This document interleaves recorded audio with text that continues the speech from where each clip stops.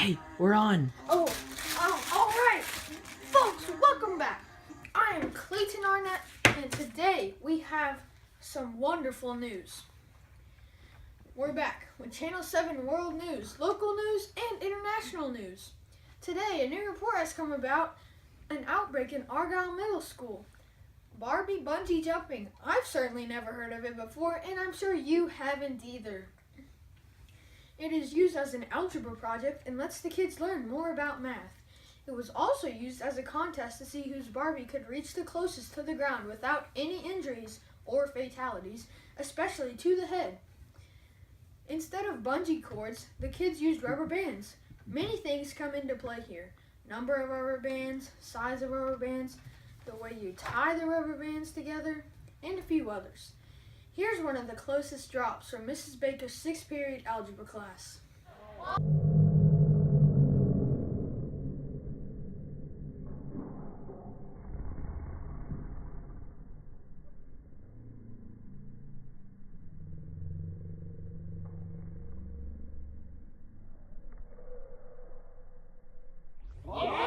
Wow, what a video. That was so close to touching the ground. I cannot believe how close that was. This astounding video is one of the closest drops out of the class. You're probably asking yourself, how did they do this? Well, here's how. First, the kids averaged out data with trials of a different number of rubber bands each trial. Then, they graphed the data on a calculator and found out how many rubber bands they needed. They had to use a little less than the actual number so their Barbie wouldn't die. One group had to tie a whopping 103 rubber bands together and to their Barbie. Here's a photo of their data sent in by the group in the video.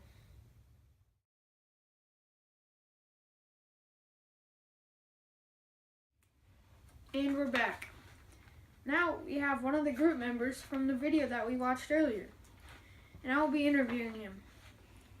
Describe how your team ensured that the data that was collected was valid.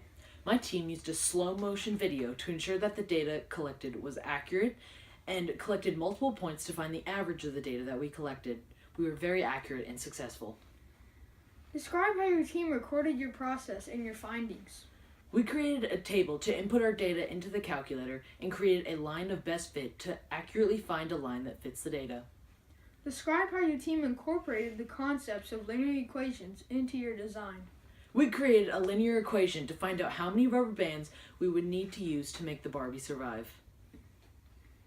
Could you tell us about the equation and how you found it? Well, our equation is kind of complicated. It's 7.266x plus 34.623. We created a line of best fit from our data to use as our linear equation. Describe your failures during the process and how you moved forward from there. We had to change the way that we tied the rubber bands because it would take too many rubber bands otherwise. We had to find another way to tie the rubber bands and collect the data again. What would you do differently next time? Probably think ahead. We would need to try multiple ways to tie the rubber bands and different lengths of rubber bands.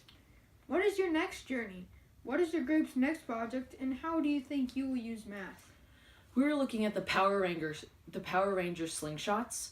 We will calculate the force of the slingshot and the length of the band to accurately get them to the objective. Thank you. Wow, what an unbelievable story. I could not believe this when I heard it. I mean, bungee jumping Barbies? Who does that? I've never heard of it.